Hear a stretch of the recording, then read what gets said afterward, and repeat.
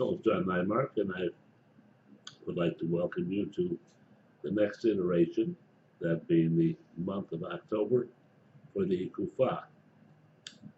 The Icofa differs from anything else that we do. In the Icofa, we are asking Orunmila what specifically he thinks he needs for the upcoming month for him to function most intelligently, most emphatically, and with absolute assurance. Now, recently we, just gave Orunmila the potion for giving his entire, I was going to say body, but it isn't a body, I guess, but giving him all of what we have to offer in the terms of regeneration, in the terms of stability, in the terms of being able to go forth and without being tired and without having any of these other issues coming up. And now, short time later, instead of a major offering, it's kind of a minor offering. And that makes sense to me, but it makes sense in some other reasons. One of those reasons is that the Odu itself is Ogbi Otura. Well, that's what I cast for Orunmila, and that is showing us the tremendous amount of change and opportunity, and is shooting out in the Big Bang theory of the universe. And in that Big Bang theory, it is up to us as individuals, as Ifa practitioners, as people looking to make their life better. It is the effort that we promote to do this that adds to it, the flavor of the month. On the emotional spiritual side, the flavor of the month is Otura. Otura is, of course, about peace, calm, etc. But in our way of thinking, in our noticing how things change, in our watching how over the years and months it has had different kinds of implications to perhaps to new inventions, new growth, new whatever. But the point is that it has these things waiting for us. And in these things, the Otura became very, very important. It became important in a way that I have a real hard time, sometimes training my Babalaos for. Because sure as, as two dimes are, are going to pop up and they're not going to turn into quarters, their readings that they submit to me will always say, not always, most of the time, will say, hey, it's going to be peaceful and calm, and that may have been true 1,000 years ago, or 500 years ago, or maybe even 250 years ago, but it is not true today. Today, Otura has the meaning of taking and sharing with others what it is we have in mind. In other words, if we're going to offer a bow, and Otura is part of that Ibo, then that Ibo should contain several things.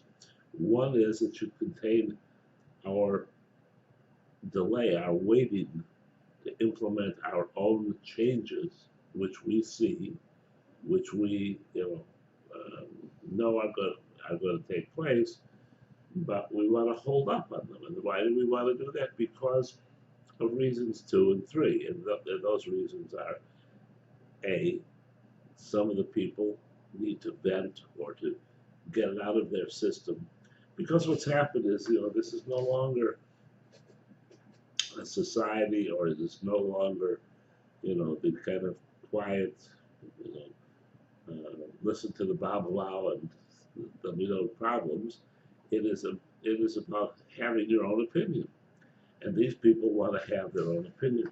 Now, it doesn't matter whether or not you are going to pay strict attention to that, but it means that you have to let that person get it out of their system, to vent, as it were. It was always hard for me because I always knew what I wanted. I always knew that I had to come in and do X, Y, Z, get it done, and go out about my business. But that's an part of our trade. So, interestingly enough, it just flashed through me that my mother was the same way. At any rate, today we can't do that. And today it is a matter of making sure that those, particularly with disagreement or some animosity or jealousy or anything else, get to go first to present their ideas about how they should go forth. Now, that isn't particularly apt with this reading, but it is apt with the reading in general. And the last part of it is, and it may also have to do with people that have some great ideas. They may have some excellent ideas, and by listening to them, you're going to make small changes or increments that are going to allow you to make what you do when you take it to the table even more impressive. And it's, to the 90-something percentile, it's going to be enacted upon. That's what we want. We want to enact upon what it is that we ask. Speaking of that, just as an aside, I thought about including one person, particularly to thank, but I thought, well, he's kind of a special person, and I didn't want to put him in with all the other people that are, helping us and myself, and in just all kinds of ways. And so I decided I would wait for the Icofa, for the reading for the month, and and I think I've talked about him before, but it's Javier, is who it is, Javier Rujan, and I don't know, he and I have been together, and it must be 20, 30 years, and just recently, by the way, he and Bobby were married, after living together for all that time as well. The world caught up with them. But he does the most incredible, creative, patient work as a web designer, as a an IT man that I can imagine anybody ever doing. And he does it at absolutely no cost to us. I mean, and that's not the reason that I'm thanking him. I'm thanking him because from day one, he has, listened to us in a way. I remember he was an Oshun priest. I made him an Oshun priest. And several years passed, and I called him and I said, Javier, how would you like to be a Babalao? And he said, what do you mean? And I said, well, how would you like to be a Babalao? And he said, well, I guess why not? And I said, because we do not have enough people, or anybody for that matter, in this country that are initiating gay men. And now it's gay women, it's, transgenders, it's all kinds of things. But back then, it was primarily men and women. That's all we knew about or thought about. 30 years is a long time, and that, by the way, is the reason we changed what somebody will do with me. But he said, if that's what you want, Phil, I'll do it. And he took all kinds of flack, all kinds of, disagreement and anger and things for years, and he never forgot it. I don't mean he remembered the anger. I mean he never forgot his, determination as well as his commitment to Ifa and to a lesser extent to, Vasa and myself. And we're just eternally grateful to him. So, anyway, that's a lot of rambling on about this, but it's a very simple, prospect here. It is that I've told you the info, and Arula wants a single item this month, and that single item is Pepe. In other words, only for the heat of the moment and for the carrying out of things with more than normal authority. That's all that he wants.